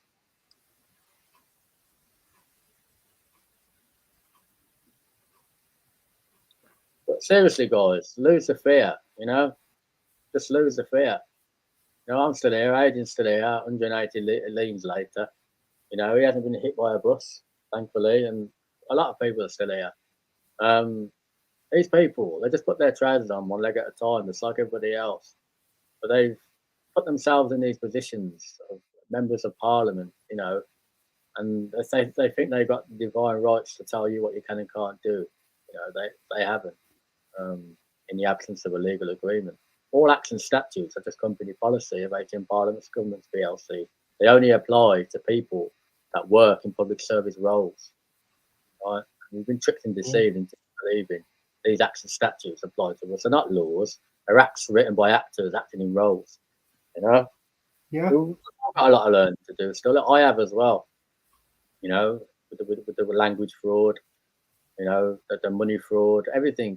But we are going to do a lot more of these podcasts to touch on other things, language and stuff like that as well. Can I just add there, Anthony, as well, just in case there is anybody here working in a public body or whatever, that they haven't been given full disclosure in their contract of employment. Yeah, there is no valid and legal contract of employment that would allow somebody to go out and commit fraud against someone else. So even the members of the public being paid from the public purse are in a contract that's null and void. Yeah. For lack of disclosure and for criminality as well. You know, because it's no lie when I say that people have quit the job because of what they found out. I quit my job. Lisa Lever, that was working for the police in Lincoln, she quit her job, and I was notified once I completed the lien against her that she would not be responding because she no longer works for Lincolnshire Police. Baron David Ward knows many enforcement agents that quit the job once they found out that they were involved in dealing with crime. You know, an enforcement agent is a self-employed guy, so he must have a written instruction by his company to go out and do something on behalf of another company. So let's say the enforcement agent is self-employed, he works for Marston's. Marston's has to give him a signed instruction to do something in evidence on behalf of maybe HMCTS or the council where you live. Now, the council doesn't supply any signed documentation to the bailiff company. And then the bailiff company doesn't supply anything to the enforcement agent. So it's all fraud from one end to the other, hoping that you'll never realise what's been going on. Yeah, and that's where we go back to the assignment of works or the deed of assignment, which is also covered under the Companies Act 2006. One company is giving another company an assignment of works, which must be signed by two people or a director in the presence of a witness. And you never get that. So it's end-to-end fraud, isn't it? And the fact that they're sending bailiffs anyway means the original debt that they claim that you owe them, there was no debt in the first place. You know what I'm saying? Yeah. So it runs deep. You've got to understand. Definitely.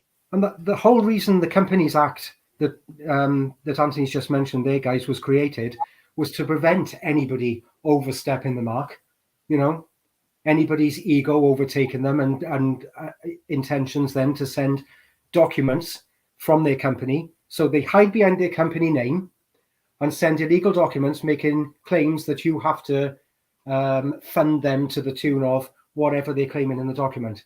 That's the whole reason that Companies Act was created, was to prevent that.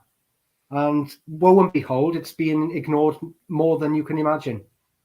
More than you can possibly imagine, because nothing that's coming through the door is signed, not from the enforcement agent, from HMCTS, from the council, from anywhere. You know, the bills from the utility companies. They're not bills, are they? They're statements. They're not bills. They're just flyers through the door. Yeah, that's what they are, yeah. And they use capitalized words and black ink and red ink, all attempts to coerce you into doing something by that. There's that word again, fear, by installing fear into you. You must, or we will arrest you, and things like that. Well, every claim they make, they have to bring the evidence for, you know?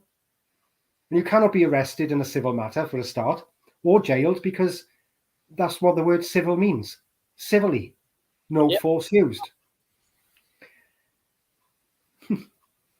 So, yeah, contempt of court reporting restrictions prevent the judge from holding you in contempt in a civil matter, which means no judge will ever sign a liability order or warrant of entry or warrant of control because he cannot put his signature to that document because it's a civil matter, and he's holding you in contempt if he does, which means he goes to jail under his own rules, you know. And They have no legal authority. No, that's right. And when people do start writing their legal documents, always reference what Anthony's just said there to you. Yeah, the contempt of court reporting restrictions. I wrote this out this morning actually at breakfast when I was thinking about important things to say today. So the company policy enforcement officer, which we know better know as judges today, they're harnessed and they're restricted in their roles by the Crown Prosecution Service guys. Yeah, no force can be used in a civil matter. So that's where the CPS had our backs for probably the one time only in his sorry existence. You know, that was created to stop a judge telling a court bailiff to arrest you or take you down in a civil matter. It just can't be done.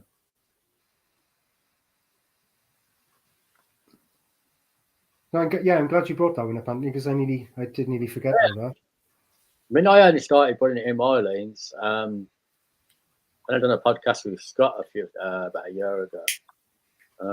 I'd never heard of it before, to be honest. So it was a learning curve for me as well. But it's good to put in your lien as well, and in an email if you're going to send an email to any of these clones or debt collectors. I love my emails. I absolutely love emailing these people. You know, throwing a little bit of sarcasm in, a little bit of intimidation. No, oh yeah. They do to you. You know, there's no holes barred when I'm writing in the email text. No. The documents, the legal documents themselves, I harness myself and make sure that it's professional. It's hard sometimes, isn't it? Do you know what I mean? Because you're dealing with a criminal, someone that wants to make your life a hell. Yeah.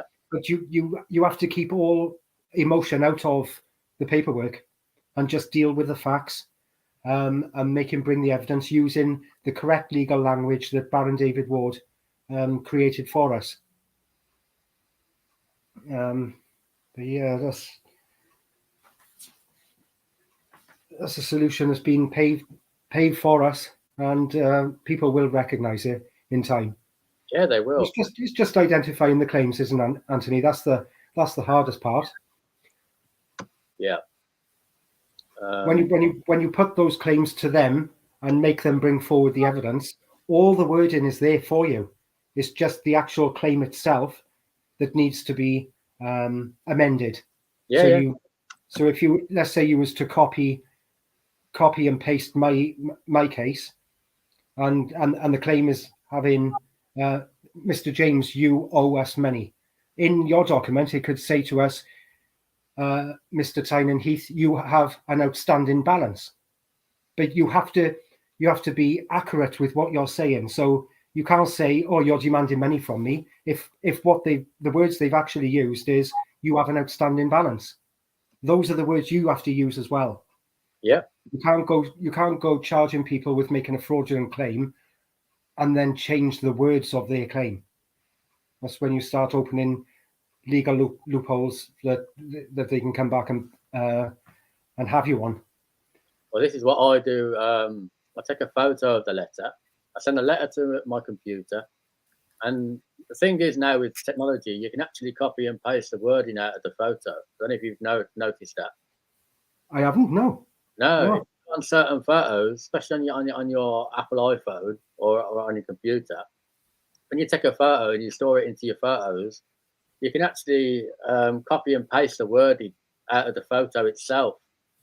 I was quite shocked that you can do that, but you can do it. You can copy and paste the wording, so you can just copy it out of there and paste it into your document, word for word. So you're pasting exactly what they've said. Try it. Don't take my word for it. But try it when you get certain photos on your phone. You copy and paste the words now. Yeah, it's mad. Some crazy thing, but yeah, you can be done. So that's probably the best advice I can give you if you're going to do that. Just copy and paste the words out of the photo that you took, and then put them into your lien. The first three letters, as Aidan just said, it's basically a template.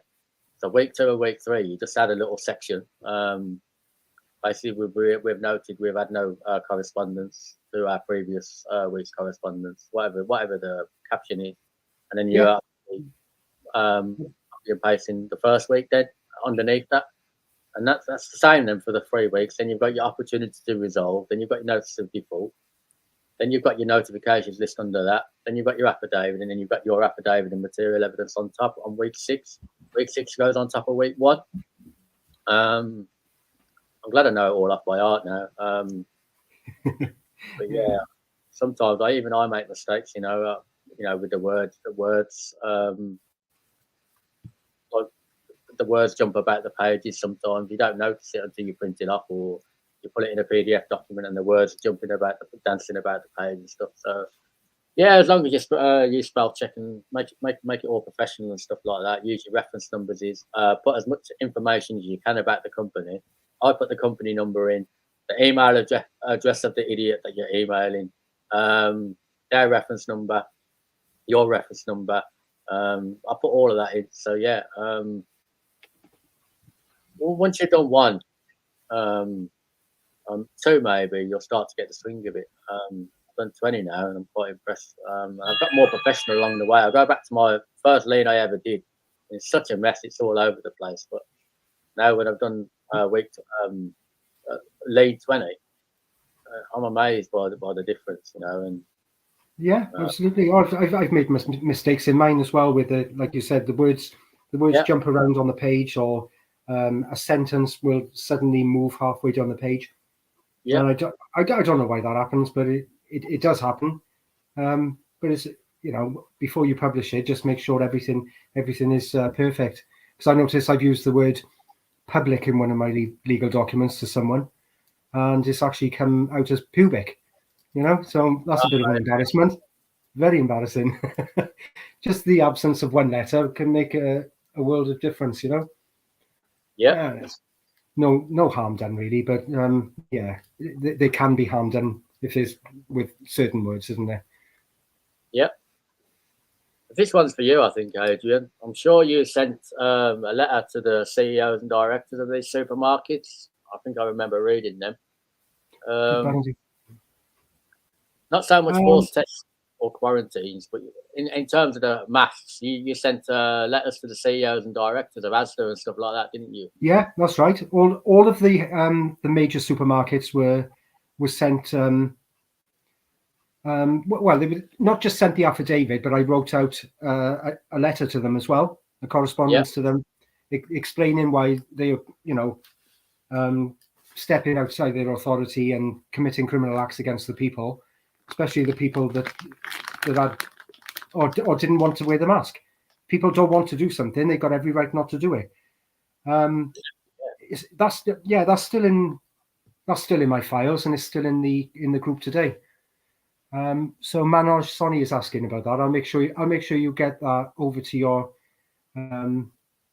Facebook after, mate. I'll send it to you because it is still there, and you can see exactly what was said then back in that time.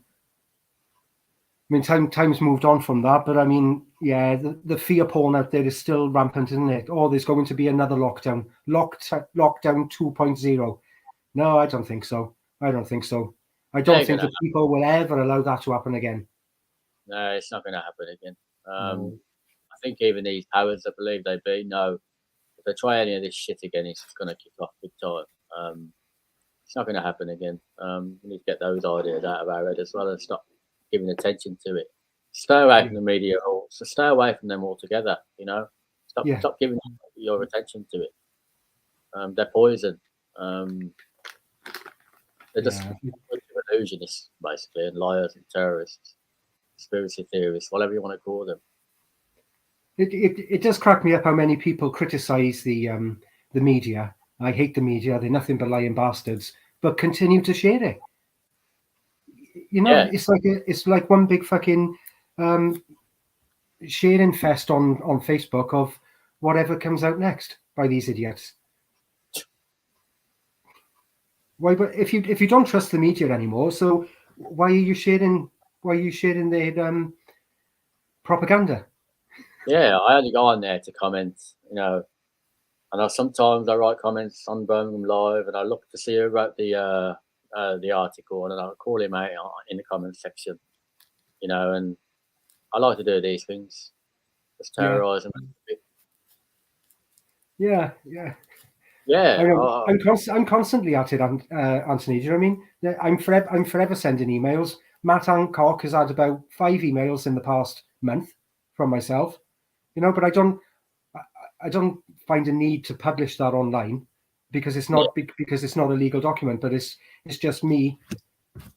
Well, basically having a moment and having a guts full of his criminality, because I just can't believe that the state of it. After what he done to people, and then he goes into the jungle in Australia and he gets all this publicity, and he's still on the job now collecting a wage from the taxpayer, and he put elderly people to death, and stopped people seeing their family just before they passed away as well.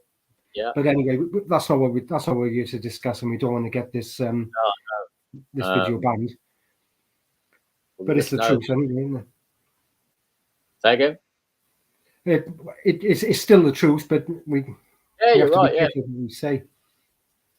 They won't be safe to walk down the streets anyway, so we know that they're not going to be. People don't forget when you do things like that, do they? So no, absolutely true. Any more questions, guys?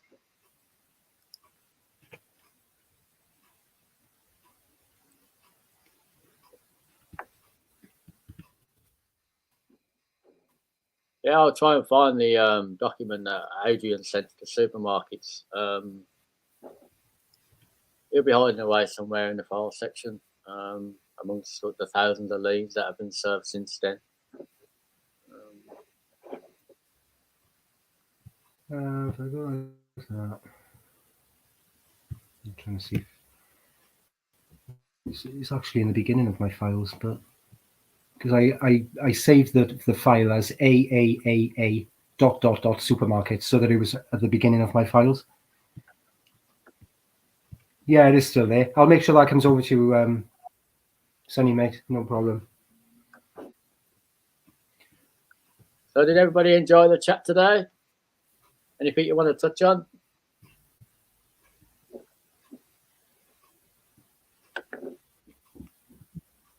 Yeah, make sure everything's clear in your head, guys. If there's anything at all you want to ask now, ask us while we're online. I mean, you can still come to the groups and ask the question, don't get me wrong, but yeah, another thing I wanted to say today before we finished was that we've never made any claims that the lien is money.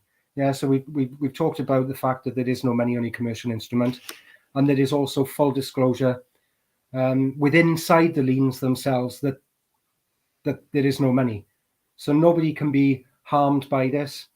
And yeah, you'll see the quotation, to the 7th generation, which is biblical, as Baron David Ward didn't create that was there for him to use, so that was nothing new, and it'll harm nobody.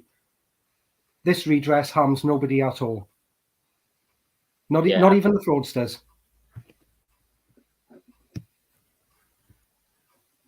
Exposes them, yeah, but it doesn't harm them in any way, does it? So yeah, if that's it, if there's no more questions, then I suppose we can wrap it up. I can't see any more questions coming through. Do you smoke cigarettes? I do, yeah. So what do you do if you ain't got a lighter? Well, what would you do if you had got a lighter and you got cigarettes? Well, if I'm in the house, I'll go to the stove where I can grab a light from there, because my lighters always, the flints are always going in my lighters for some reason. I think it's the bloody mood I'm always in, mate. I'm pressing too hard on them, But yeah, or I would there's other ways to create fire, isn't there? Sticks and stones. What I would do is take a cigarette out of your box, and then your box becomes a cigarette lighter. That's clever. You had me there, mate. I'll have a laugh sometimes, you got to crack the odd joke. You got him, mate. You got him. Yeah. Yeah, I mean, I used to bring my humour out a lot in the beginning, Ant. Do you know what I mean? Yeah. When I started the group, my humour was there, but like Baron David Ward said, as time goes on, it does turn you into a grisly bastard because of this having to live in two separate worlds at the same time. You've got the one world where everything is factual, and then this other world where you're watching everybody get screwed over, and you're trying to explain to these people that's getting screwed over how to deal with it. And then a lot of them, okay, there's trolls out there, don't get me wrong, but a lot of them just simply can't grasp what we're doing because of the amount of reading that's involved in it. Yeah. But even now, people will have to read the documents to understand the language. We can sit here and we can read out the words so that people can hear it coming from our mouths, but they'll still have to read those at some point, whether they read in their own handwriting or their own typing, or they're going off another document altogether. Yeah, exactly. I mean, you're not gonna undo 1,000 years of bullshit and lies with 2 pages of an affidavit. You're gonna need at least 63 pages, minimum, to finally get people to grasp a lot of what's gone on. You know what I mean? But it's a lot of reading. I get that, but it's also a lot of facts that you'll be reading as well. You're not going to get that in 1 or 2 pages, are you? And Baron David Ward spent a lot of time and effort doing all this, and it's all for free. We're not asking for nothing. We're just asking you to read and judge for yourself. Oh, it's all for free. I don't know how many times in the past few weeks people have said, well, why don't you charge for doing this? I'm sorry, that's my own morals is you don't charge people to help them out of something that's happening that they don't even know is happening. Okay, people are starting to feel that there's something wrong, but Baron David Ward wouldn't have any of it.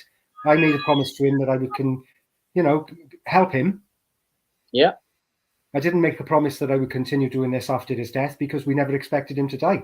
That came out of the blue on a deeply bad loss for the entire world at that time. Still is. Yeah. Still is. Some days I think, my God, I need your input to this more than ever.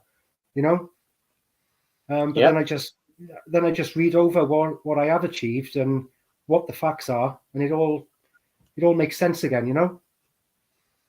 But I'm sure there are times when all of the admins feel like, well, where is this going? But it's only living day by day and waking more and more people up in that slow process that's going to change anything.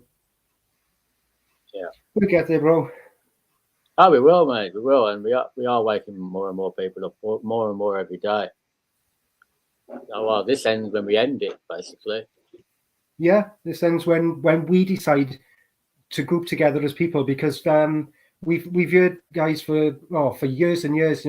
People need to stand up. Where we go one, we go all these mantras. Yeah, I did believe that a man not with a political background would help us. I did believe for a moment that Donald Trump would be some sort of savior for the people. But at the end of the day, he's part of the system. Yeah, because he has not come out and expressed these facts. And I've sent it to his email as well.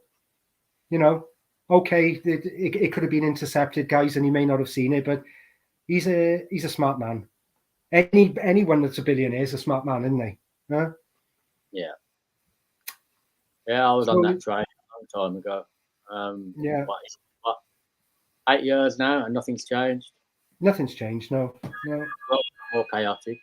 And then there was the CIA operation, and what was that called? When everybody was the Q movement. Oh yeah, when all of these things that were coming out, all of these things that were out in the public domain anyway, and people were suspicious of Hillary Clinton and blah blah blah blah. Just led nowhere. So that was another fraud on the people. Yeah, it was. Yeah. But even that's going to continue probably for not very much longer, because people are starting to lose their faith anyway. The only saviours we've got is ourselves. We've got to stop relying on these people we've never met. Donald Trump as well. Yeah, I had my hopes in him, just as you did, Adrian. But relying on other people, nothing gets done, does it? We've got to take the action ourselves. So. No, that's right. Nothing gets done in hoping that Superman's going to come. Nothing's going to change if we keep sharing the propaganda and the fear, like a hell of a lot of members are doing. Because when they pass a comment, that's not really in line with what we're teaching them in the group, I also look at their profile then, and their pages are just flooded with fear porn.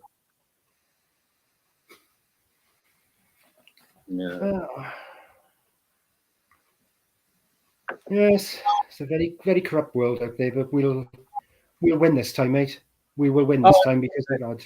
Definitely. And a lot of this that's happening in the world is down to us and our own ignorance. Putting too much faith, in these people you've never met. Accepting everything we hear and see on the TV, without question. That it's down to us. We got ourselves in this mess, so we have to get ourselves out of it. Unfortunately, you've had it too easy, allowing everything to happen in your life. But now you need to change it. We're responsible for that, and it's not about us anymore, Adrian. It's about the generation after us, our kids as well. If they have hope, none of us have. You know what I mean? So the world's over already.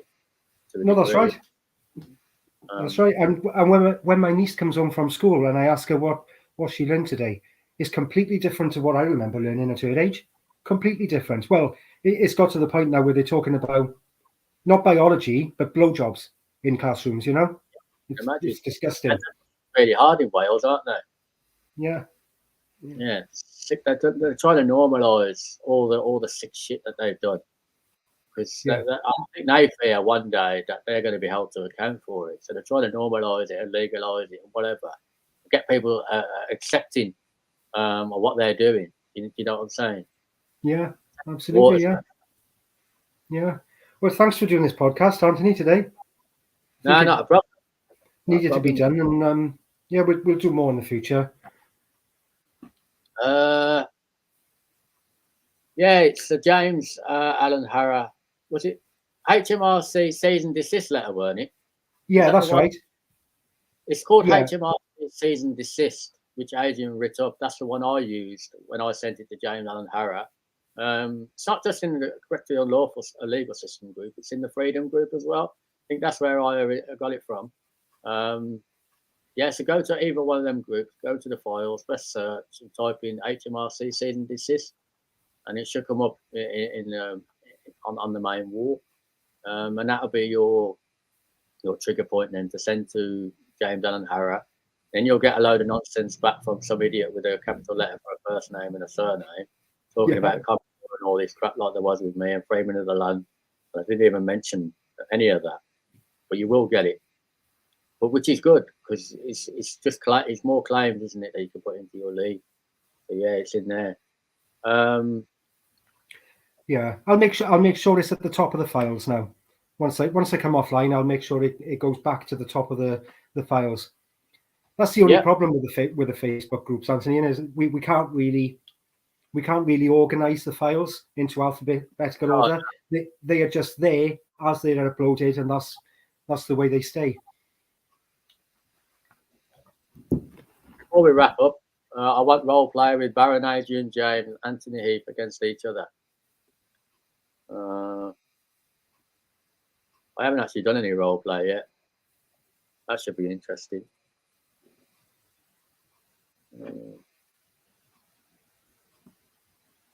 That's the trigger letter to get them to reveal their claims.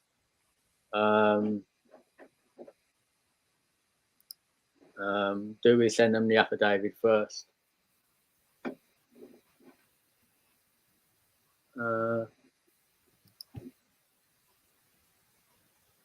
I just sent the HMRC cease and desist letter. I didn't send the affidavit with that. I sent the affidavit with week 1 of the lien once I got the letter of claims back. So that's the way I would do it. Send the cease and desist letter, wait for a response from one of the minions, and then you start a lien and send the affidavit with the lien week 1. Yeah, the opportunity to withdraw normally triggers a few claims. Tim Treewen has just said as well. He's a great guy, really kicking ass, and he's obviously experiencing what we've experienced as well in this process now. He'd been to the Birmingham workshop. Tim did. I met Tim. I met him up in Yorkshire when I was up Ferry Bridge. Yeah, I'm pretty sure. Yeah, pretty sure I did. Yeah, I did. have to think of steps since then. Yeah. Yes, guys, we're going to wrap up now. Thank you to Adrian for his knowledge as always. Thank you for your participation in the question section, asking questions and stuff like that. It's helped podcast to move along. We will be doing more in the future. Not necessarily me and Adrian, but other admins as well of all the groups, which I look forward to. We'll try and get Scott on as well, maybe Dave Kingswood, Andy Billiard, all the admins that came before. The old school ones. Yeah. Should I say? Yeah. Okay. Anything you want to add? Guys. Nice chatting to you all. Yeah. This will be on YouTube once I work out how to upload it. I'm sure someone will point me in the right direction. It's been a great chat as always. So yeah, thanks a lot, Adrian. I really appreciate it. All right, and speak to you soon. And I'll see you all soon, guys. Thanks a lot. All right, Adrian. Cheers, guys. Bye. See you later, mate. All right, bye.